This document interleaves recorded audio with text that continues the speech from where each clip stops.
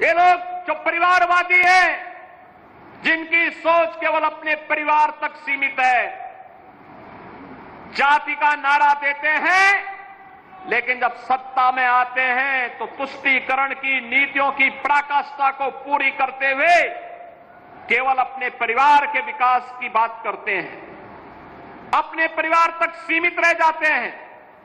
आपने देखा होगा जब 22 अप्रैल को पहलगांव में पर्यटकों पर हमला हुआ था, आतंकी हमला हुआ था, समाजवादी पार्टी के नेताओं के बयान किस किस प्रकार के बयान आते हैं, ये पता लगाने में ही कठिनाई होती है कभी कभी कि ये समाजवादी पार्टी के नेता बयान दे रहे हैं या कोई पाकिस्तान का प्रवक्ता बयान दे रहा है। ये पता लगाने में ही कठिनाई हो जा रही है। आपने कल समाजवादी पार्टी के एक पदाधिकारी का मुंबई में दिया गया बयान देखा होगा। इससे पहले कानपुर का एक नौजवान अपने परिवार के साथ गया था पहलगांव, स्वर्गीय शुभम द्विवेदी की निर्मम हत्या कर दी गई। जब पत्रकारों ने समाजवादी पार्टी के अध्यक्ष से पूछा कि आप समाजवादी पार्टी आप वहां क्यों नहीं गए, तो उन्होंने कहा कि हमारी पार्टी का थोड़े था। कितना दुर्भाग्यपूर्ण और शर्मनाक बयान है।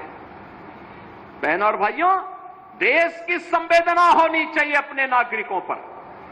पूरा देश पार्टी लाइन से ऊपर उठ करके एक साथ इस घटना की निंदा कर रहा है और समाजवादी पार्टी के लोग इस प्रकार का दुर्भाग्यपूर्ण बयान देते हैं, इस प्रकार का दुर्भाग्यपूर्ण बयान देते हैं। पहलगांव की घटना में उनका एक राष्ट्रीय महासचिव बयान देता है, कहता हिंदू ने ही हिंदू को मारा है, यानी पाकिस्तान को क्लीन चिट देने की कुत्सित चेष्टा। उनका एक सांसद उससे भी घटिया स्तर का बयान देता है। बहनों और भाइयों, जब भी जातिवाद की राजनीति होगी, जब भी विभाजनकारी राजनीति होगी, तो तुष्टीकरण की पराकाष्ठा को पार करते हुए आपकी सुरक्षा के साथ ऐसे ही खिलवाड़ करने का कुत्सित प्रयास करेंगे जैसे वर्तमान में कुछ कांग्रेस के नेता और समाजवादी पार्टी के नेता कर रहे हैं। हमें एक स्वर से निंदा करनी चाहिए। आतंकवाद के खिलाफ देश की लड़ाई प्रधानमंत्री मोदी जी के नेतृत्व में 144 करोड़ के भारत को एक स्वर से लड़ना चाहिए। एक स्वर से प्रधानमंत्री मोदी जी के नेतृत्व में आतंकवाद का नेस्तनाबूद करने के संकल्प के साथ आगे बढ़ना चाहिए। इस संकल्प के साथ अगर हम आगे बढ़ेंगे तो जैसे 10 वर्ष में आपने देश से आतंकवाद को, नक्सलवाद को, उग्रवाद को समाप्त होते हुए देखा होगा, ऐसे ही जो थोड़े तत्व सिर उठाने का प्रयास कर रहे हैं, इनके भी जहन्नुम में जाने के दिन बहुत शीघ्र सामने दिखाई देंगे।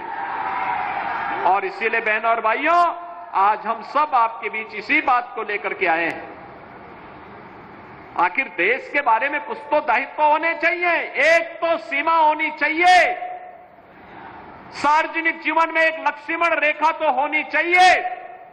जब राजनीतिक पूर्वाग्रहों से ऊपर उठ करके हम देश के बारे में सोचें, समाज के बारे में सोचें, जनता जनार्दन के बारे में सोचें, लेकिन उस संकुचित सोच के साथ कार्य करने वाले लोगों से उम्मीद नहीं की जा सकती।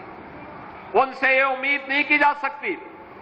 उनके समय में विकास नहीं हुआ।